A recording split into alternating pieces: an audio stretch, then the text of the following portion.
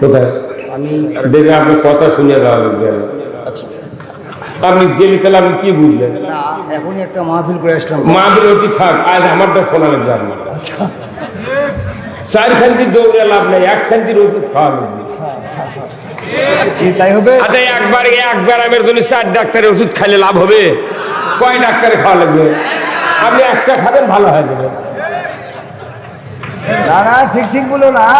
এখানে যদি না আসতাম তোমাদের কিন্তু মন খারাপ হতো, তাহলে ওই রকম কিন্তু তাই ধরে না হয় আপনার সাথে আমি জীবনে এইটা বসে কইনি কথা, আজ ছেড়ে শোনা লাগবে আপনার। আপনি বলেন। হ্যাঁ, কিছুক্ষণ শুনুন। আমার তো 14টা ইউনিয়ন, 300টা গ্রাম। শোনে বাবা, মাইক আলার ভলিউম দে তো, বহু ইঞ্জিন দেখেছি, সাউন্ড হয় না কা এটি কুম্বলের উপরে এটা কি না, মাইক আলার ইঞ্জিন টিঞ্জিন দেখলে মনে হচ্ছে বিশাল কিছু। আসলে শোনেন, এটা আপনারা যারা নিচে বসে আছেন, এই লোকগুলো কিয়ামত পর্যন্ত বক্তৃতা শুনলে সমাজের উন্নতি হবে না। নিচের লোক কেউ গোনে না, যার কেন নাম পোস্টালত আছে, অতিথি আছে, এনাদের পরামর্শ, এনাদের শক্তি সামর্থ্য মেধা দিয়া এই পৃথিবী চলে। কি ভাই, যারা পৃথিবী চালাবে তারা কোরআন শুনবে না, ওই যার দিয়ে কোনো লাভ নাই, তার কেড়ে কোরআন শুনবে। এই কথা কোন না? এই বাংলাদেশে 300 জন এমপি যদি কোরআন শুনে, ওদের যদি কোরআন বুঝান যেত, আমার বাংলাদেশে 20 কোটি মানুষ বেহেশতে বাস করতে পারবে। দেখি না, আসল সোনার লোক হলো যারা সিয়ারের লোক। সিয়ারের লোক সালাম দিয়ে চলে যায় আর গুদা মার্কা শোনে, ওদের শুনে যায়। আমরা যখন আবার ইসলাম বিজয়ের জন্য চেষ্টা করে, ওরা আবার বুদ্ধি দেওয়ার করে ধরে। কথা বললে ঠিক কিনা? কোরআন শুনবে, রাসূলুল্লাহর মুখে কোরআন শুনেছিলেন হযরত উমর ফারুক 10 বছর। কয় বছর? 10 বছর আগে রাসূল কাল্লা কাট্টের কাছে উমর, সেই মানুষ ঈমান এনে 10 বছর রাসূলের বক্তব্য শুনে অর্ধেকটা পৃথিবীর রাজত্ব চালালেন। এই জন্য ঠিক কিনা? আর আমরা 70 বছরে 70,000 সভা শুনি। কি আর যত নেতা আছে ভোট চায়, ভোট যখন বাজে ওরা পাগল হয়ে যায়। ওরা খালি ভোট চাবি, কাকু নামাজ পড়ার কথা কবে না, কাকু সুদ ছাড়ার কথা কবে না, কাকু চুরি করা বন্ধ করো কবে না। কথা ঠিক কিনা? যদি ভোট চায়, নামাজের কথা কয়, তাহলে তুই ভোট দিবে না। ভাই তোরা যা পারিস তাই কর, খালি ভোটটা দে। এই কথা ঠিক কিনা? আমরা ভোট দেবো আল্লাহকে ধরবো, ঠিক কিনা? এই কোরআনকে যারা ভোট দিবে, মৃত্যুর পর তারা জান্নাতে যাবে। ধরে করে আল্লাহু আকবার। নারায়ে তাকবীর, নারায়ে তাকবীর, নারায়ে তাকবীর। আল কোরআনের আলো। এই ভরতকে ডাইরেক্ট ঢাকা। আল কোরআনের আলো, কোরআন হাদিস যেখানে, আলিম উলামা যেখানে, নেতা নেত্রী যেখানে।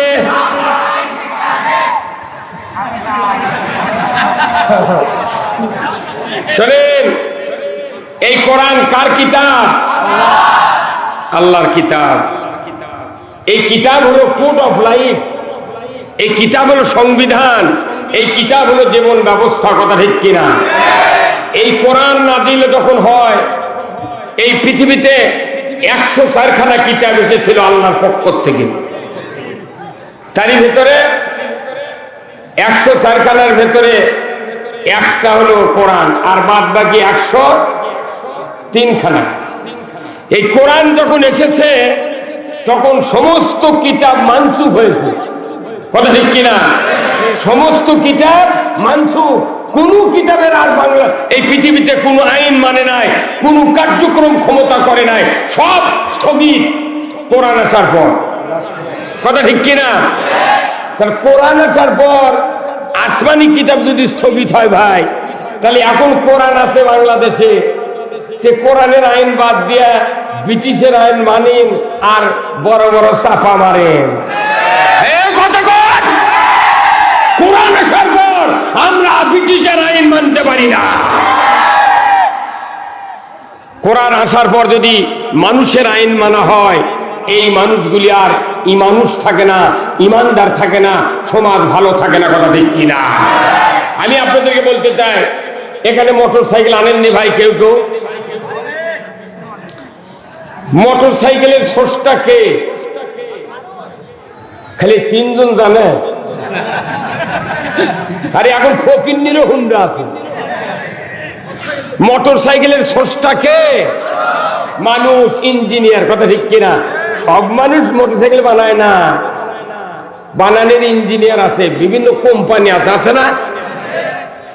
একটা মোটর সাইকেল যখন তৈরি করে তার সাথে একটা ক্যাটালগ দেয়, এইভাবে পুস্তকের মতো একটা ক্যাটালগ দেয়। এই ক্যাটালগের ভেতরে 265 প্রকারের পার্টস আছে একটা মোটর সাইকেলে।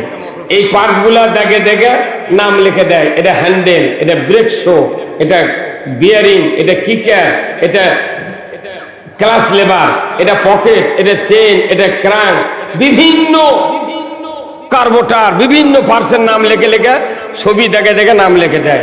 আর যখন টাঙ্কি দাগায়, টাঙ্কি দাগে লিখে দেয় অকটিন অবলিক পেট্রোল, অকটিন অবলিক। তার মানে এই ট্যাঙ্কির যদি অকটিন কিংবা পেট্রোল তোলো তাহলে চলবে, যদি অন্য কিছু তোলো চলিবে না। তাহলে এখন তো পেট্রোল অকটিন হলে 135 টাকা লিটার, পেট্রোল এখন 130 টাকা লিটার। আমার দেখে দেখলেন, আমি প্রথম যখন মোটর সাইকেল কিনি 27 টাকা গ্যালন পেট্রোল তুলেছি। 27 টাকা গ্যালন মানে কি? 4 লিটারে 1 গ্যালন। ভাই বুঝতে পারছেন? তাহলে একে দুধের চলল কি? 4 লিটারে 1 গ্যালনের দাম 27 টাকা। সেই মানুষ এখন 135 টাকা লিটার অকটেন কিনতেছি। এই পেট্রোল যদি 1000 টাকা লিটার লাগে, যার মোটর সাইকেল আছে তাই কিনতে বাধ্য। এই কথা ঠিক কিনা? কারণ ওই সৃষ্টিকর্তার আইন, এটা অকটিন অবলিক পেট্রোল। আচ্ছা, আপনি হুন্ডা কিনা, মোটর সাইকেল কিনা টাকা ফুরে গেছে, এত টাকা দামের পেট্রোল না কিনা যদি ডিজেল কিংবা কেরোসিন কিনে ট্যাঙ্কি ভরে নিয়ে একটা ছোট মানুষ নিয়ে, দিন হাজিরা মানুষ নিয়ে, ওক যদি কোন ভাই তুই কিক কর, তুই কিক করতে থাক, স্টার্ট যখন হবি তখন আমি চলে যাব। আচ্ছা, কিয়ামত পর্যন্ত কিক করলে ডিজেল আর কেরোসিন দিয়ে স্টার্ট হবে? কেন হলো না?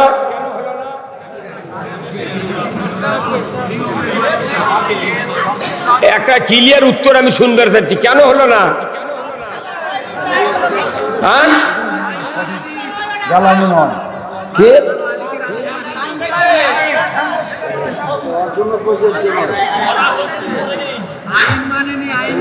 ওই মরদ বেটা চললে। আপনি উপরে আসেন, তোরা এটা আসেন, তো উঠে উঠে আসেন।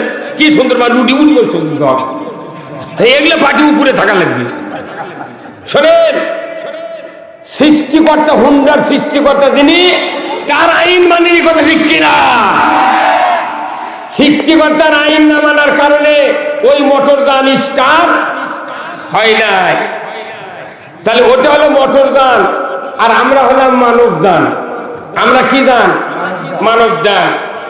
সৃষ্টিকর্তা হুন্ডার যিনি, তিনি বলেছেন এই হুন্ডা চলবে অকটিন অবলিক পেট্রোল দিয়ে। আর আমরা যারা মানব যান, আল্লাহ বলেছেন তোমরা চলবে কোরআন দিয়ে। ওই ওই সৃষ্টিকর্তার নাম শুনে, ওর বিবরণ শুনে যদি মনে করি যে পেট্রোলের দাম বেশি, কেরোসিন আর ডিজেল দিয়ে চালাবো, যেরকম পেট্রোল বাদ দিয়ে, অকটিন বাদ দিয়ে কেরোসিন ডিজেল তুললে ওই হুন্ডা চলে না। আল্লাহ সৃষ্টিজীব মানব যান, কোরআন বাদ দিয়া মানুষের আইন দিয়ে চলে না। এখন আপনারা বলেন তো, আল্লাহর আইন মানবেন না মানুষের আইন মানবেন? কারা কারা মানুষের আইন মানবেন? হাত তোলেন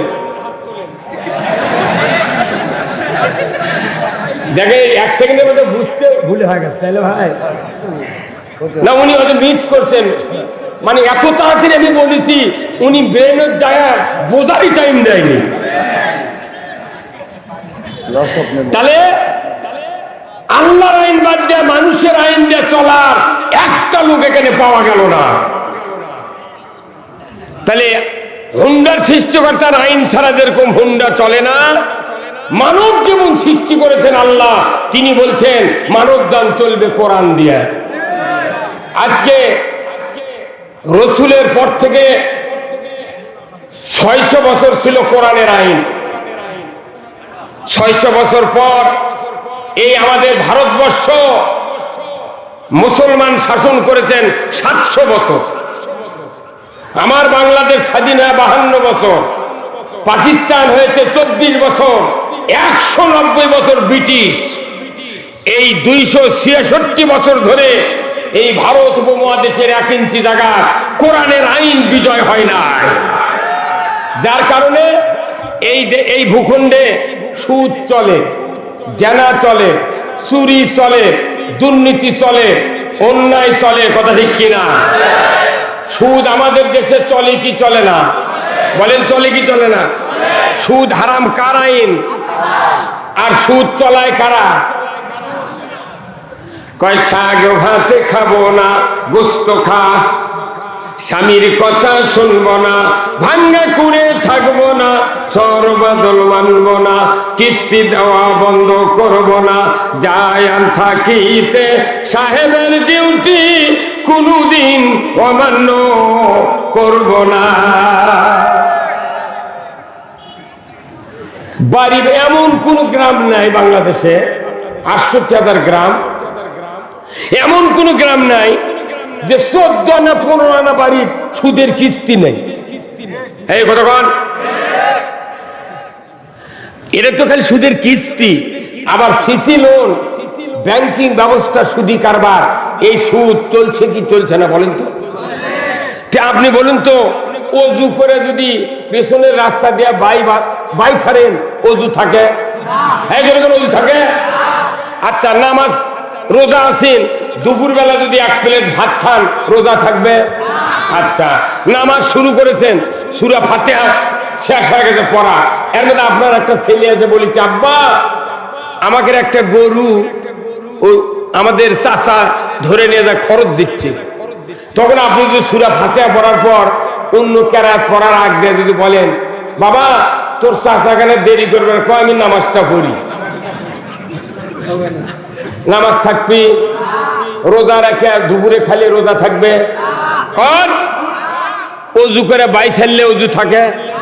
তাহলে অজু ভঙ্গের কারণ জানলেন, রোজা ভঙ্গের কারণ জানলেন, আপনি নামাজ ভঙ্গের কারণ জানলেন। কি কাজ করলে ঈমান ভাঙ্গা যায় সেটা কি শুনেছেন? হ্যাঁ, তো মসজিদের ইমাম কেটক আছে কত কর ঈমান ভেঙে যায় এমন একটা কঠিন অপরাধ আমার দেশে হচ্ছে, দ্বিধার্থে হচ্ছে। আল্লাহ কোরআনে বলছেন,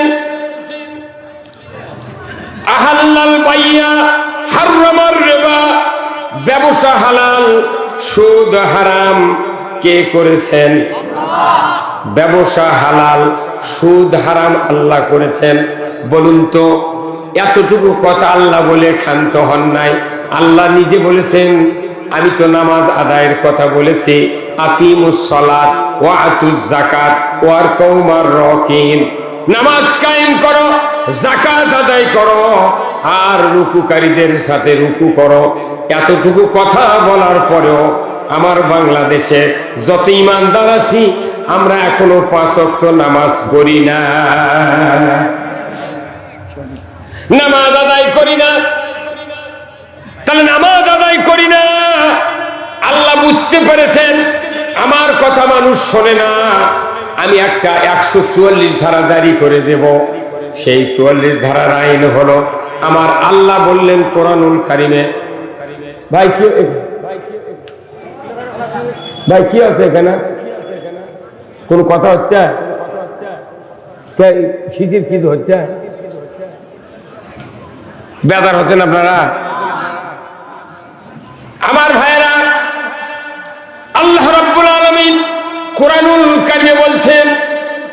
ইয়া আইয়ুহাল্লাযীনা আমানু লা তাকুলুর রিবা।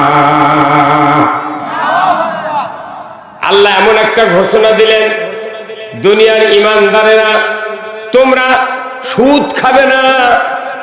ঈমানদারকে সুদ খাওয়া নিষেধ করার কারণ হলো সুদ খায় যদি ঈমানদার, ঈমান থাকে না।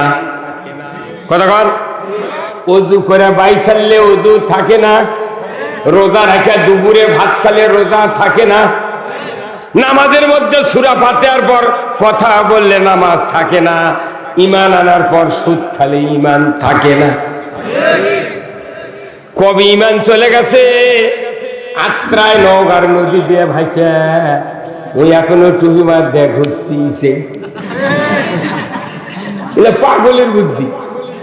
ঈমানদারে আমার দেশে মুসলমান নাই, টেকনাফ থেকে চিঠুলিয়া পর্যন্ত একজন মুসলমান নাই। যে দেশে ইসলাম নামক জীবন ব্যবস্থা মানা হয় না, সে দেশে মুসলমান খুঁজে পাওয়া যায় না। Islam is the complete code of life. মানবতার জন্য ব্যক্তি, পরিবার, সমাজ, রাষ্ট্র, অফিস, আদালত, কোর্ট কাছারি, অর্থনীতি, সমাজনীতি, রাজনীতি, জীবনের সকল ক্ষেত্রে আল্লাহর দেওয়া যে বিধিবিধান আছে তার নাম হলো ইসলাম। এই ইসলাম মানলে মুসলমান, না মানলে ঈমানদার থাকে না, মুসলমানও থাকা যায় না। আমরা আছি এটা ক্রস মুসলমান। কি মুসলমান? কোন জায়গায় কি মুসলমান? ক্রস। মনে করেন আজ থেকে 30 বছর আগে আমাদের দেশে অস্ট্রেলিয়ার কোনো গাবি ছিল ভাই? ছিল না। তখন কিটকিটে গাবি আছিল, কিটকিটে ছোট ছোট গাবি। 15 দিন পর পর গাও ধোয়াচ্ছিল, পেশাব লাল হয়ে গেছে, তাও গাও ধোয় না। এই গরুগুলো বিয়েলে খিলেলো হাফ কেজি, না খিলেলো হাফ কেজি। দেশ যখন স্বাধীন হলো 50 বছর আগে, সরকার চিন্তা করলো এই দুধ দিয়ে ঘাটতি পূরণ হবে না, অস্ট্রেলিয়ার থেকে হাইব্রিড জাতের প্রজনন এনে কিটকিটা গাভীর মধ্যে ঢুকে দিল, কল দেওয়া ডাক্তার। কথা একটা কথা ধন্যবাদ যাবে, আপনি খালি আপনি বলছেন না, আমার ওয়াদি হবে। আল্লাহ ভাইদের হাত দারাজ করে দেয়, ধরে কোন আমিন। আর এই চেয়ারম্যান ভাইদের আল্লাহ উমরের মতো যোগ্যতা দেয়, ধরে কোন আমিন। এখন এই কিটকিটা গাভীর মধ্যে থেকে যে বাছুর বাড়ালো, এটা কোনো কোর্সের বাছুর। কিসের বাছুর? সে ওই কোর্সের বাছুর, অর্ধেক দেশি অর্ধেক বিদেশি। আমাকে বাংলাদেশের দিকে মুসলমান আছি, অর্ধেক শয়তানের অর্ধেক আল্লাহ। আপনি ক্রস মুসলমানের জন্য জান্নাত নাই, অরিজিনাল মুসলমানের জন্য জান্নাত। যে অস্ট্রেলিয়ান বাছুরের জিহব্বা সাদা, এটা হলো অরিজিনাল অস্ট্রেলিয়া। আর যে ইমানদারের ইমান সবচেয়ে শক্তিশালী, আল্লাহর পক্ষে কাজ করে, ই হলো অরিজিনাল ইমানদার। কি তাহলে ইমানদার কাকে বলে? এর সঙ্গে আগে আমি বলি। উনি কি এসে বলে, মুসলমান ভাইরা রে আমার, কিছু কিছু বক্তা আছে বাংলাদেশে, বুঝছেন, সুর টানতে টানতে 6 আলিফ পর্যন্ত টানিছি। কি আর টানে না? কোথায় মুসলমান ভাইরা রে আমার। আরে বাংলাদেশে ইসলামী মানি না কেউ। যে বক্তা বক্তৃতা করার বেটায় নামাজ পড়ে না। বক্তার বেটা বেনামাজি, ইমামের বেটা ডবল বেনামাজি, মুয়াজ্জিনের বেটা রিডবল বেনামাজি, মোতাল্লির বেটা টিপুল বেনামাজি, হাজির বেটা ওযু জানে না।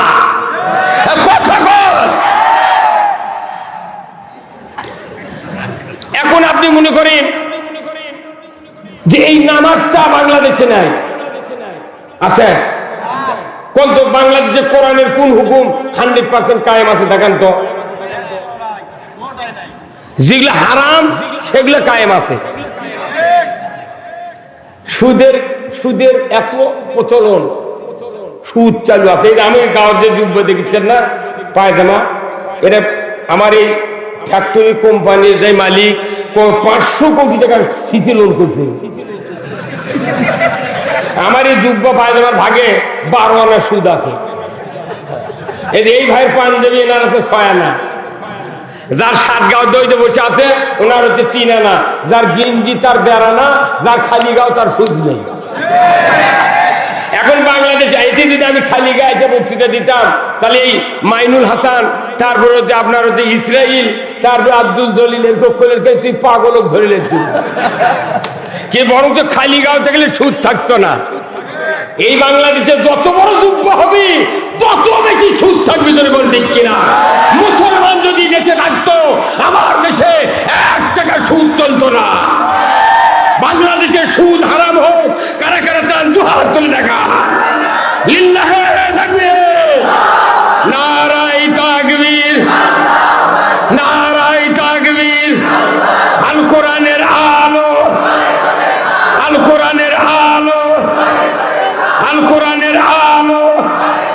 লিল্লাহে তাকবীর।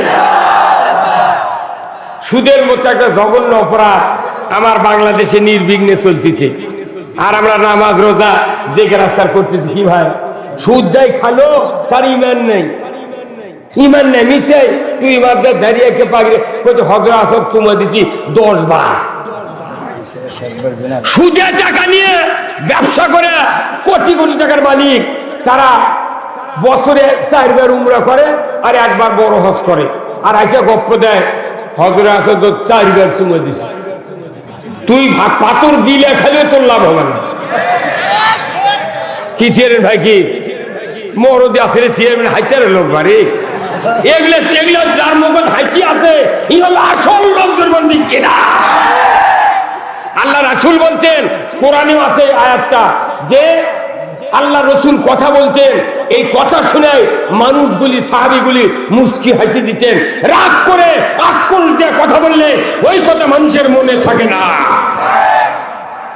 সুদের মতো একটা অপরাধ চলতেছে, কোনো মাথা ব্যথা নাই। কত মানুষ জাহান্নামে যাচ্ছে। খালি সংসদে যদি খালি বলতো যে মাননীয় স্পিকার সুদ হারাম, আহাল্লাল বাই হারামার রেবা, যারা যারা সুদ হারামের পক্ষে তারা হ্যাঁ বলুন। 151 জন এমপি হাত আলোক করে হ্যাঁ বলবি, 5 মিনিটের মধ্যে সুদ হারাম হয়ে যাবে। এই কামটা না করে ওটি খালি খুচুর খুচুর খুচুর খুচুর। কি আমাদের বক্তৃতাতে জীবনে সুদ হারাম হবে না, কথা ঠিক কিনা? বাংলাদেশে চুরি হয় কি হয় না? কোরআন শরীফ আইন আছে, কি আইন? ওয়াসারিকু ওয়াসারিকাতু ফাক্তাউ আইদিয়াহুমা। চোর আর চুন্নি যদি ধরা পড়ে, 5টা গ্যারান্টির পর খাদ্য, বস্ত্র, চিকিৎসা, শিক্ষা, বাসস্থান, এই 5টা গ্যারান্টির পর দুনিয়ার কোনো মানুষ যদি নৈতিক চরিত্রের কারণে চুরি করে, আমার আল্লাহ বলেছেন আমার আইন দেয়া রাষ্ট্র শক্তি যদি একটা চোরের হাত কাটিয়া ডিসেল লাইনে দেখাতে পারত, বিটিভি, এনটিভি, এসএটিভি, 21, 24, 71, 75, 76 চ্যানেলে যদি দেখাতে পারত একটা চোরের হাত কাটার দৃশ্য, আল্লাহর ইজ্জতের কসম চোরের মরা বাপু চুরি করত না। আজকে 52 বছর বাংলাদেশ স্বাধীন হয়ে গেছে, মসজিদের জুতা চুরি বন্ধ হয়নি।